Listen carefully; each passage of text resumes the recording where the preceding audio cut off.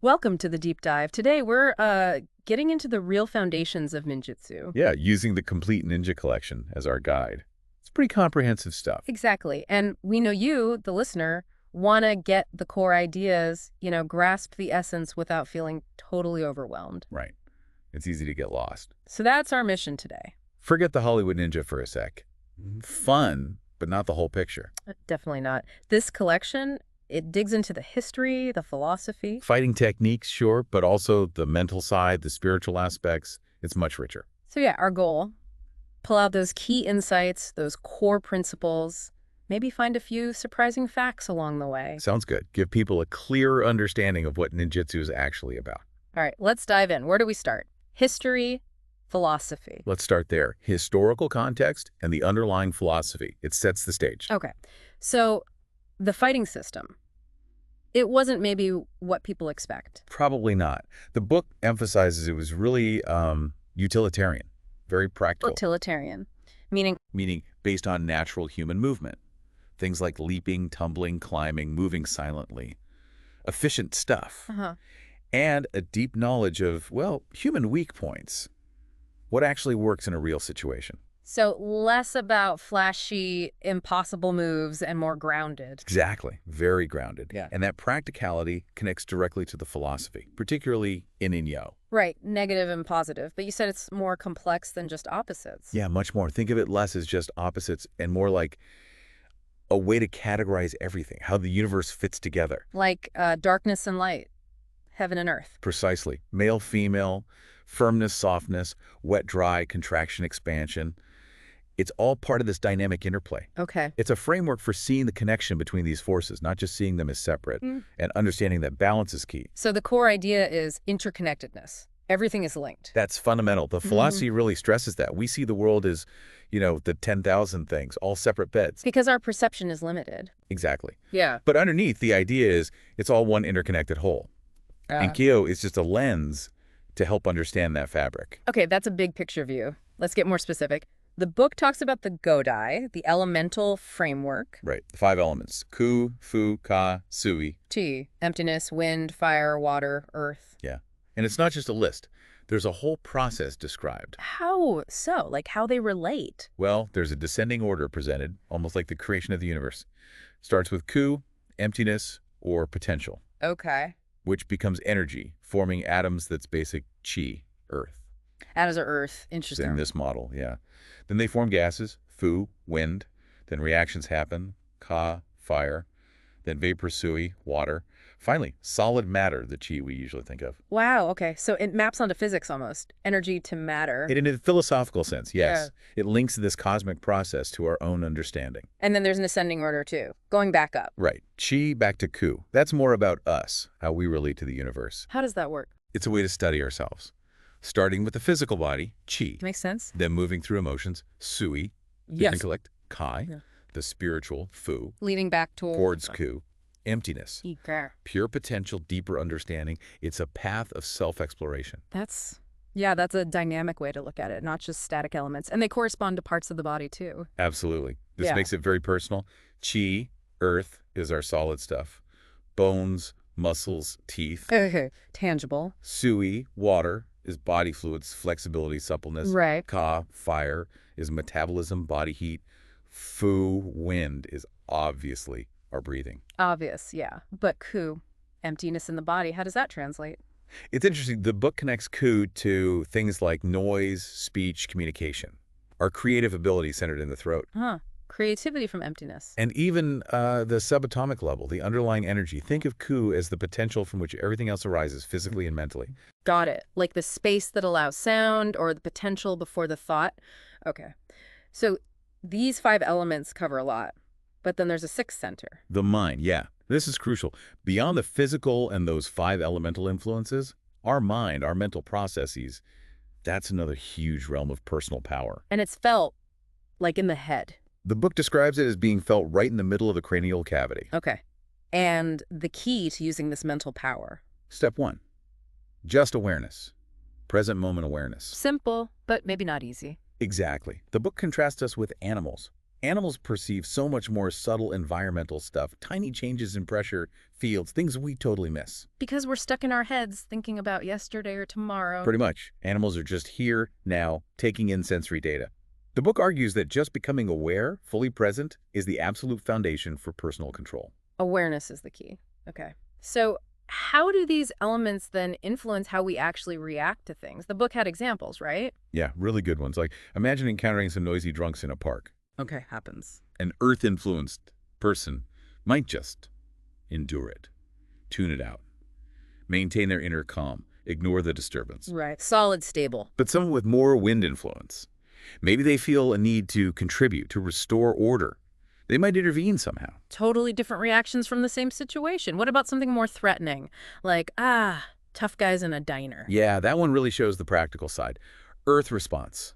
Yeah. Stay outwardly calm, keep doing what you're doing, but internally, you're scanning exits, checking who else is around, maybe preparing mentally. There's assessing, planning quietly. Water response might be totally different. Try to use humor, maybe. Create a distraction. Even set up a surprise if things escalate. Fluidity, adaptation. Using the elements quality, that makes sense. How about just like a disagreement, conflicting opinions in a chat? Or earth might just stand firm. Unshakable belief. No need to argue or even listen much. Stubborn, maybe. Could be seen that way. Water, more adaptable. Defend their view, sure, but also question the other side. Might even change their mind if the argument holds water. More open. Fire might see it as a chance to learn. Reflect on why they believe what they do. Use the conflict for self-understanding. Fascinating. So no single element is best. It depends. Absolutely depends on the circumstances. Yes. Appropriateness is everything. It's about having access to all of them, ideally. Right. Flexibility. Okay, let's shift to actual fighting principles. It's not just about these elemental mindsets, is it? No, not at all. The application is key. And the book stresses that the right fighting method depends entirely on the total situation. Meaning? Everything. Your surroundings, your mood, the space you have, social factors, moral ones even. Oh, moral. Yeah. Is lethal force justified? Oh, wow. Then, number of attackers, their size, how serious they seem, all of it dictates the response. It's complex, not like a sport with rules. Exactly. No rules, no safety agreements, and real self-defense. And interestingly, even how weapons are used ties back to unarmed principles. Like chains and cords. Yeah. The book points out that weapons like the Kusari Fundo, they follow the same fundamental body mechanics as empty-hand fighting. So knowing the unarmed principles lets you adapt. Precisely. You could potentially use a belt, a camera strap, a power cable, applying the same ideas of leverage movement. That's really practical. It's about understanding movement, not just memorizing weapon forms. Right. Which leads to the ultimate goal of training. It's not just collecting techniques. What is it then? It's about stripping away those intellectual attachments, getting beyond constantly thinking about the moves. So just do it. To reach a state of being, the book says, rather than always becoming. If you just rely on memory, pressure can make you forget. But if it's ingrained? If it's part of you, if you've let go of the rigid thought patterns, it's there, even if you haven't practiced that specific sequence recently. That's deep. Internalizing it completely. Okay, let's talk mental disciplines. You mentioned awareness. The book talks about the observer. Yes, the observer. Yeah. This is a really key concept. It's described as a point of awareness outside your normal stream of consciousness. Outside thoughts and emotions. Exactly. It's the eye that can watch your thoughts, watch your feelings, without getting swept away by them. Like watching clouds drift by. Good analogy. Its role is just to observe, non-judgmentally. And the book suggests actively cultivating this. Pay attention to your breath, sensations, emotions. Watch them arise and pass. So you don't automatically identify with them. That's the goal, creating that bit of mental space. Well, how do you train that? Exercise 2 is just counting breaths. Sounds simple, right? But it's fundamental. You're not trying to change the breath. Just focus the observer on counting. And when your mind wanders, which it will, gently bring it back. Gently bring it back. It builds focus, keeps emotions or events from just taking over your whole awareness. Okay. Then there's active meditation, exercise 3, tensing and releasing muscles. Yeah, this one's about becoming aware of unconscious tension. We hold so much stress without realizing it. You mean like clenched jaws, tight shoulders? Exactly. So you systematically tense a muscle group, really tense it, then completely let it go. Limb by limb, section by section. What does that do? It makes you much more aware of where you habitually hold tension. Helps you relax more deeply, react less unconsciously during the day. I see. And sound awareness. listening to your own voice and music. This is about connecting more deeply with your inner feelings, listening objectively to a recording of yourself. Oh, cringy. Huh? Yeah, it can be. But it gives insight into how you come across maybe hidden emotional tones and noticing how different music makes you feel physically and emotionally. Like, does this make me tense? Does that make me sad? Right. It helps uncover emotional patterns, maybe build resilience. Okay. Then there are specific breathing exercises, fire and wind levels. Right. Exercise 8, fire level breathing. Quick abdominal breaths, visualizing fire. It's meant to recharge energy, sharpen focus, like a quick power-up. And wind level, exercise 9. That's different. Slow, controlled exhale, tightening chest and abdomen slightly, visualizing wind. It's aimed at increasing connection with others, empathy, compassion. Different energies for different goals. How about exercise 4, unconscious consciousness? That sounds paradoxical. It does. It involves practicing relaxed defensive movements. Both your eyes may be shaded or vision partly obscured. Why obscure the vision? To rely less on sight and more on intuitive bodily response. You observe a training partner, but without anticipating, just reacting naturally, integrating instinct with that meditative awareness state. Tapping into something deeper than conscious thought. Exactly. And that leads into this idea of extended realities. Meaning things we call spiritual might actually be physical phenomena we don't understand yet. That's the suggestion. The book uses radio or TV waves as an example. Once that might have seemed like magic, right? Now it's just physics. Invisible forces we learn to detect and use. Precisely. So maybe there are other natural forces, other energies that we just haven't scientifically grasped yet. Cultivating sensitivity to them is part of this path. Expanding our definition of reality. Interesting. What about developing radar, that heightened sense of your surroundings? Exercise 6. Yeah, this is about creating an imaginary, like a force field or a radar bubble around your body, extending your sense of touch almost beyond your skin. Mentally projecting awareness outward. Right. Visualizing it, focusing attention on that invisible boundary. The aim is to become more intuitively aware of your personal space, noticing subtle intrusions. And exercise 7, controllers, builds on that. It's a group thing. It is. One person, the receiver, focuses hard on maintaining that visualized field.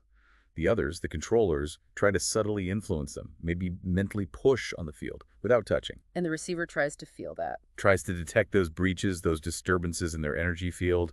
It's about refining that sensitivity to subtle external influences, sharpening awareness. Okay, all these exercises seem geared towards really deep awareness, inside and out. So, pulling back again, what's the ultimate purpose of ninjutsu, according to the collection?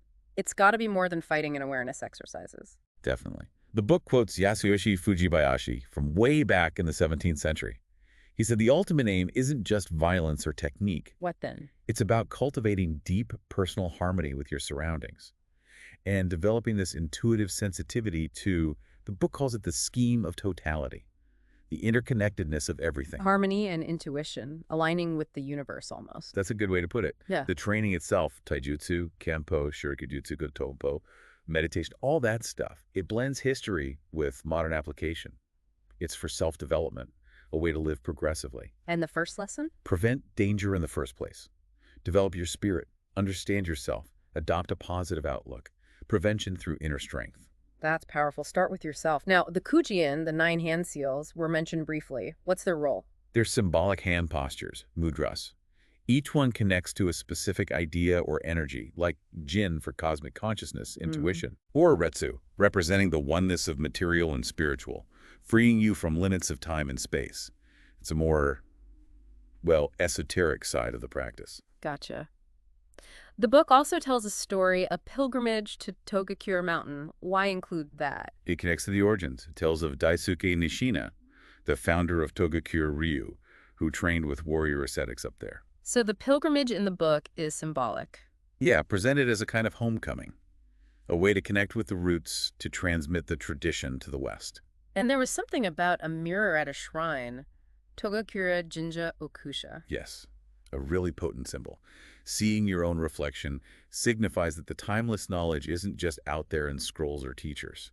It's ultimately within you. Introspection is key. Exactly, which ties right into the warrior path idea. Framed as a personal journey, right, self-discovery. Totally. Each person has their own unique piece of the puzzle to figure out.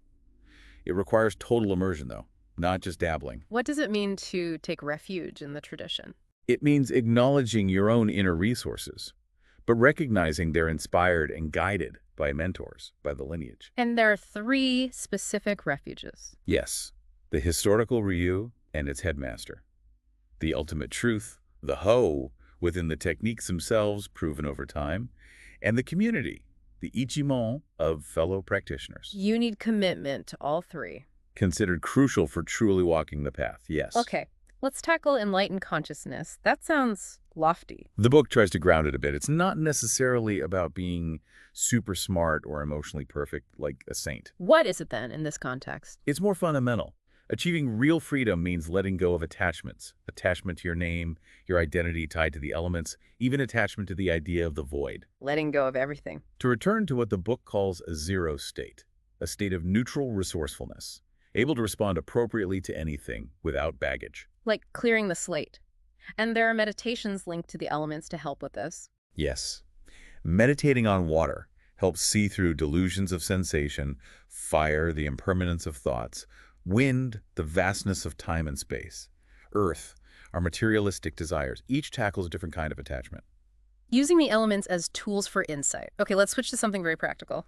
Appearance. Disguise. The classic black ninja suit. Maybe not so classic. Yeah, probably not the norm. The book suggests, and it makes sense, that just blending in with normal clothes for the time and place would be far more effective for stealth than a standout black outfit. Right. How deep does disguise go? Really deep. It's not just clothes. It's considering gender, race, age, how you speak, walk, subtle features, even a handedness.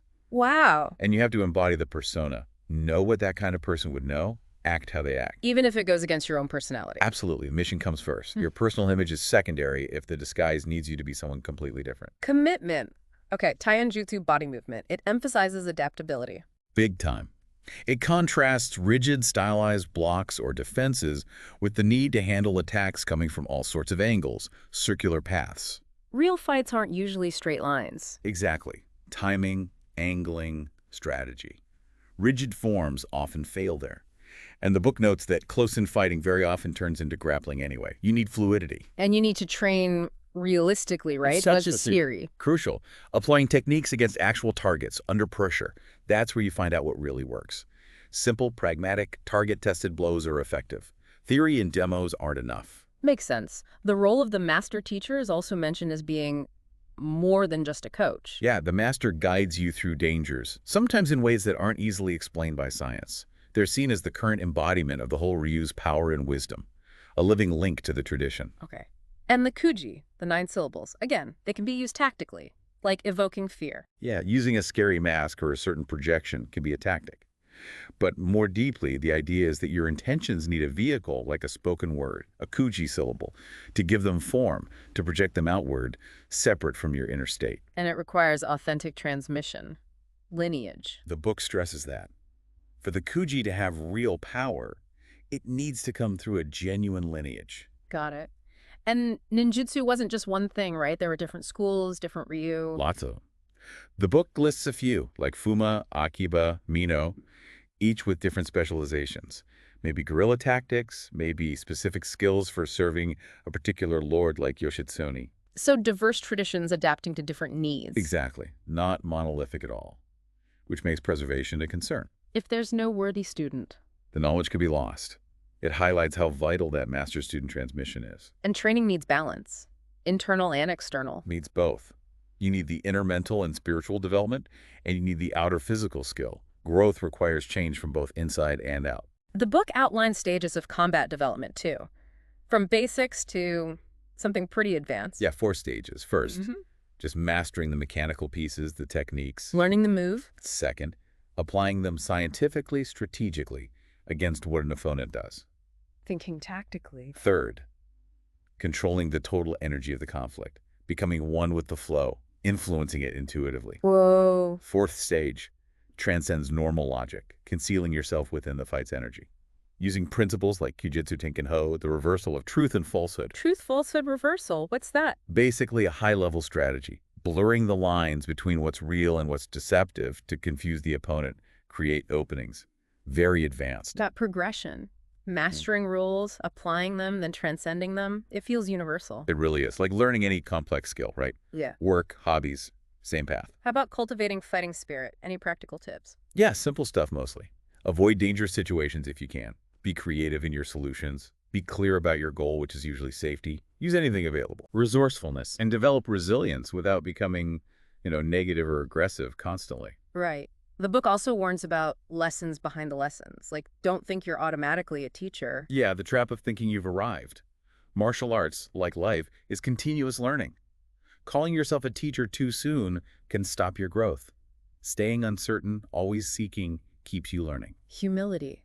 Even historical tools had limitations, like black powder needing a fuse, debunks movie myths. Right. No instant silent explosions back then. Practical realities. So ultimately, the art is a way to transform yourself, become an artist in living. That's a beautiful way the book puts it. It's a method for cultivating insights, letting go of limitations, becoming more fully realized. But learning just from a book is tough. It has limits. Historically, it was direct contact with a master. Print lacks the dimension of timing, the personalized feedback. It gives knowledge, but not necessarily skill. And the 90%, what's that about? It suggests that the mechanical techniques are maybe only 10% of martial arts mastery. The other 90% is the mental, spiritual, intuitive stuff that needs cultivation. Wow. And it notes, many popular martial arts today weren't even founded primarily for self-protection. Their goals might have been different. Interesting point. So the path to mastery involves steps. Observe, understand. Observe, understand, imitate, then personalize. That's the sequence.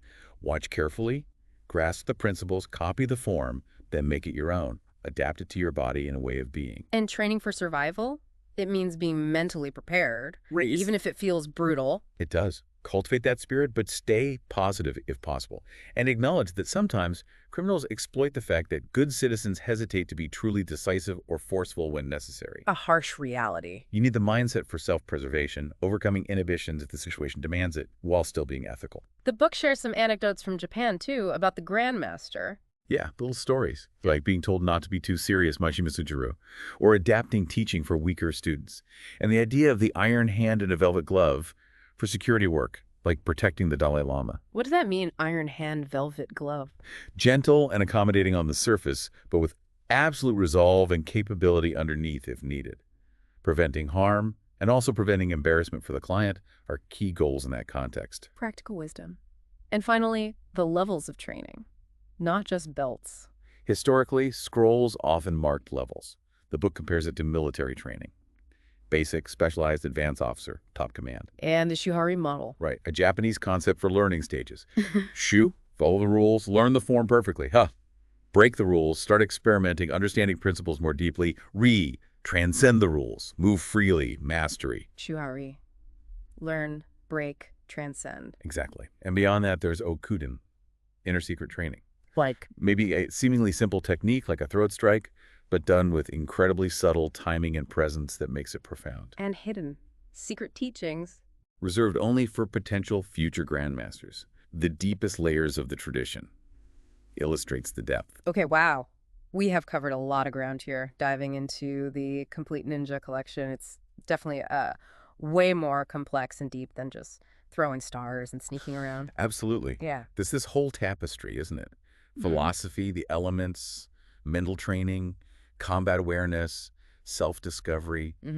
It's a whole path, far beyond just fighting. Yeah. Some real aha moments for me were like really getting that interconnectedness idea, the yin and yo, and seeing how those elemental influences aren't just abstract. They actually play out in how we react to stuff every day. And the observer concept, that idea of watching your own thoughts. Powerful, plus the focus on just being present. Definitely key takeaways. And maybe for everyone listening, it's worth thinking about those elements in your own life. Notice your own patterns.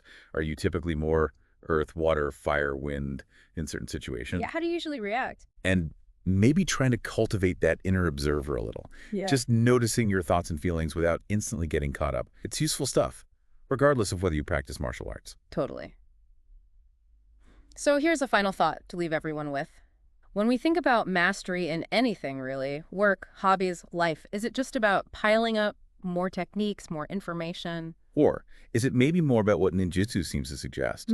But transcending our limits, letting go of the rigid stuff, and learning to flow with experience, tapping into something deeper, more intuitive. Something to chew on. Thanks for joining us for this deep dive.